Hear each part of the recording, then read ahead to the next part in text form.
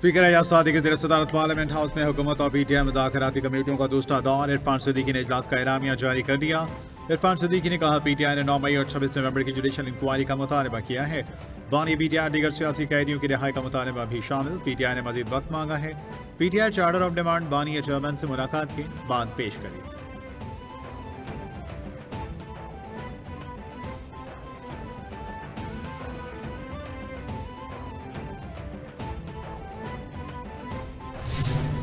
Speaker Ejaz Sadiq ने कहा, मुज़ाकरात का अगला दौर अगले हफ्ते में होगा। मेरा किरदार एक सहूलतकार का है। हमें तमाम कौमी मसाइल पर आगे बढ़ना होगा। वतन अजीज की फलाह बहबूद हमारी जिम्मेदारी है। उम्मीद है दोनों फरीकैन मुज़ाकरात को मुस्बत अंदाज में चलाएंगे। वज़ीर अमीन गंडापुर भी दिल खोल कर बातें की। उन्होंने बहुत सी मुस्बत तजावीज़ पेश की हैं। पहले इजलास में जो तजावीज़ पेश की गई थी उन पर अमल किया गया।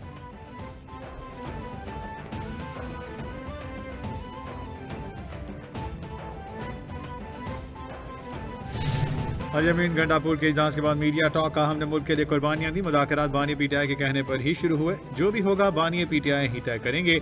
हुकूमती रवैये से लगता है वो मसाइल का हल चाहते हैं। जो भी चीजें होंगी खुलकर सामने आ जाएंगी। तमाम मामलात को बैठकर हल किया जा सकता है। 9 मई के मुल्ज़मान की रिहाई खुशाइंद है। कुरम में हम दोनों ने फरीकैन को बैठाकर मुआहिदा करवाया।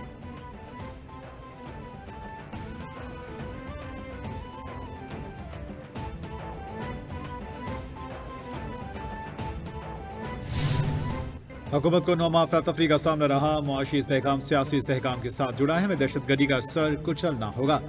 इसके लिए जवान कुर्बानियां दे रहे हैं। मुल्क में तरक्की के लिए अमन जरूरी है। पारा चुनाव में मुआहदे पर सबको मुबारकबाद देता हूँ। सर उठाकर चलने के लिए दिन रात काम करना होगा।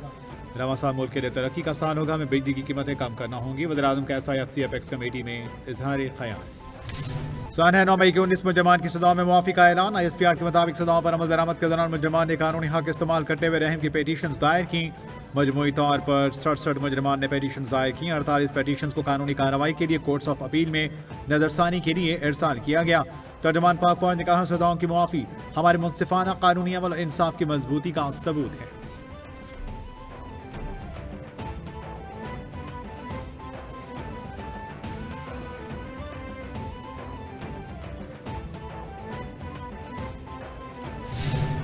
चेयरमैन पीटीआई बैरिस्टर गौहर ने कहा, 19 लोगों के लिए मुआफ़ी का ऐलान कोई बड़ी पेशरफ नहीं। बुनियादी तौर पर 67 लोग थे। 48 ने अपनी अपीलें फाइल की। तहरीक इंसाफ मिलिट्री कोर्ट्स में सिविलियंस के ट्रायल के खिलाफ है। किसी भी सिविलियन का ट्रायल मिलिट्री कोर्ट में नहीं हो सकता।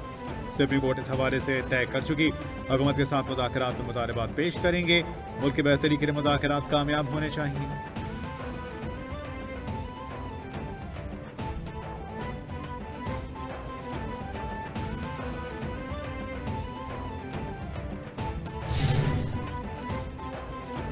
सुप्रीम कोर्ट आईनी बेंच में सिविलियंस के मिलिट्री ट्रायल का केस समाअत के लिए मुकर्रर कर दिया गया। समाअत 7 जनवरी को होगी। आम इंतखाबात में धांधली केस की समाअत 7 जनवरी को होगी। सुप्रीम कोर्ट की कॉन्स लिस्ट जारी।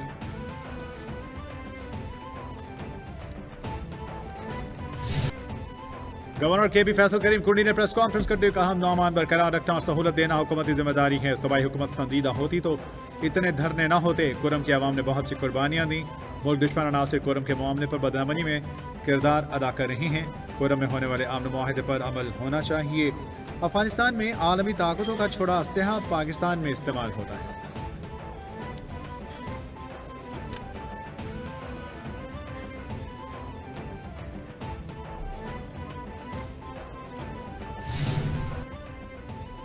Opposition leader Sindh assembly Ali Khurshidi ने कहा है, कराची के शहरी को तंग करना किसी तौर काबिल कबूल नहीं। रियासती रेट को चैलेंज करना किसी तौर पर कबूल नहीं। MKM को कराची का अमन सबसे ज्यादा अजीज है। कराची के अमन पर किसी किस्म का समझौता नहीं होना चाहिए। जमहूरी मुआशरे में एहतजाज सबका हक है। देखना होगा शहर में फिरका वाराना फसादात की साजिश तो नहीं हो रही। पाकिस्तान मुआशी दलदल से निकलने की कोशिश कर रहा है।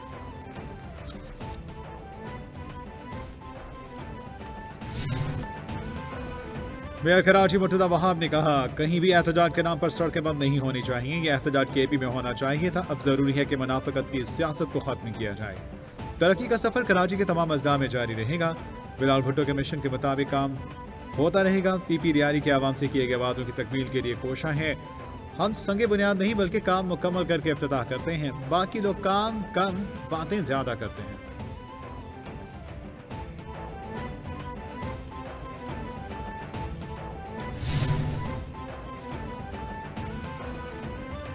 रहनुमा पीपल्स पार्टी शर्मिला फारूकी कामा कमेटी इजलास में वज़ीर ममलिकत शुदा फातिमा के जवाबात पर बरहम। शर्मिला फारूकी ने कहा, बहुत मायूस हूँ, 4 इजलास हो चुके, हल कोई ना निकला। क्या हर एक यहाँ झूठ बोल रहा है? सिर्फ हुकूमत सच बोल रही है। मेरे शौहर खुद ई-कॉमर्स कंपनी चलाते हैं, उनको नुकसान हो गया। वज़ीर ममलिकत शुदा फातिमा बोली, हमारी नीयत पर कोई शक न करें, डिसइंफॉर्मेशन फैलाया जा रही है। इंडस्ट्री कह रही है कि इंटरनेट चल रहा है।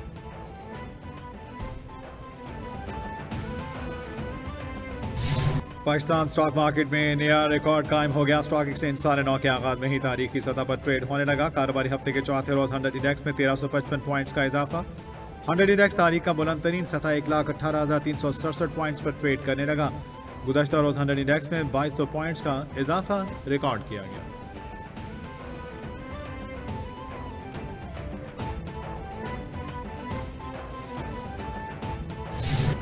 नायब वज़ीर-ए-आज़म इसहाक डार कहते हैं, पाकिस्तानी मईशत बेहतरी की जानिब गामज़न है। पॉलिसी रेट पर 22 से 13% पर आ गया। पाकिस्तान की सफारती तन्हाई का बेबुनियाद प्रोपेगेंडा किया गया।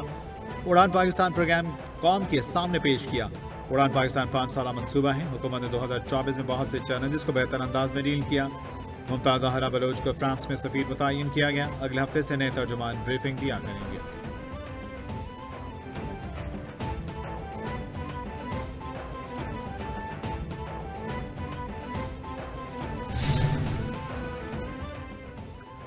वज़ीर-ए-आला पंजाब सोलराइजेशन बराए ज़राई ट्यूबवेल का आगाज़। मरीम नवाज की हिदायत पर ज़राई ट्यूबवेल की सोलराइजेशन के लिए दरख्वास्त जमा कराने की तारीख में तौसीब। पंजाब में 8000 ज़राई ट्यूबवेल शमसी तवानाई पर मुंतकिल किए जाएंगे। हुकूमत 9 अरब रुपए की सब्सिडी देगी। 10 किलो वाट तक 5 लाख, 15 किलो वाट तक 7.5 लाख सब्सिडी अदा की जाएगी। 1 एकड़ ज़राई अराजी के मालिकान ट्यूबवेल सोलराइजेशन के लिए अप्लाई कर सकते हैं।